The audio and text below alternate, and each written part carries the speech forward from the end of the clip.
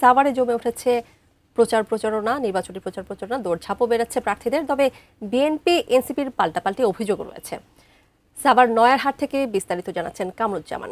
কামরুজ্জামান, সাভারের ভোটের মাঠের খবর আমাদের জানাবেন। সেখানে প্রচারণা কেমন জমে উঠেছে, কি প্রতিশ্রুতি দিচ্ছেন প্রার্থীরা?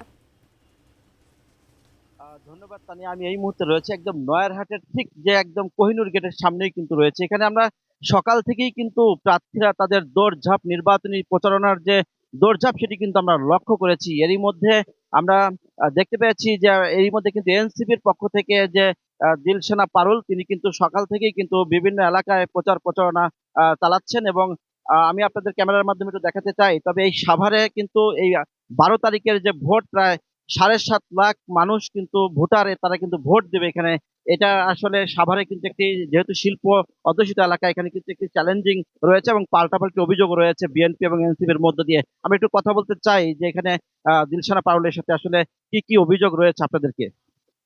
আজকে সকালে যেমন ধরেন আসার পথেই দেখলাম নয়ারহাটে যে বিদ্যাপীঠ স্কুলটা আছে, এই স্কুলটা না গণবিদ্যাপীঠ স্কুলটা, সেখানে সালাউদ্দিন বাবু সাহেব হচ্ছে গিয়ে সাংস্কৃতিক বার্ষিক ক্রিয়া অনুষ্ঠান উদ্বোধন করে বক্তৃতা দিচ্ছেন, যেটা পরিষ্কার আমাদের আচরণ বিধি লঙ্ঘন। তো এটা আপনাদের মাধ্যমে আমি মিডিয়াতে সরাসরি আসলাম। এটা নিয়ে সালাউদ্দিন বাবু সাহেবের পঞ্চম শিক্ষা প্রতিষ্ঠান, এর আগে 2টো মাদ্রাসায় গিয়েছেন, আরো 3টা স্কুলে গিয়েছেন, এবং এটা আমরা রিপিটেডলি বলার পরেও এই ঘটনাটি কিন্তু ঘটে যাচ্ছে। আজকে আমি সবার সামনে উত্থাপন করলাম, আমি লিখিতভাবে কমপ্লেইন করব ইউএনও সাহেবের কাছে, এবং আমি এটার অ্যাকশন দেখতে চাই। বড় দল বলে, ক্ষমতাবান ব্যক্তি বলে আপনারা যে তাদের সব ধরনের ভায়োলেশন, এই যে কাজগুলো তারা করছে, ছেড়ে দেবেন।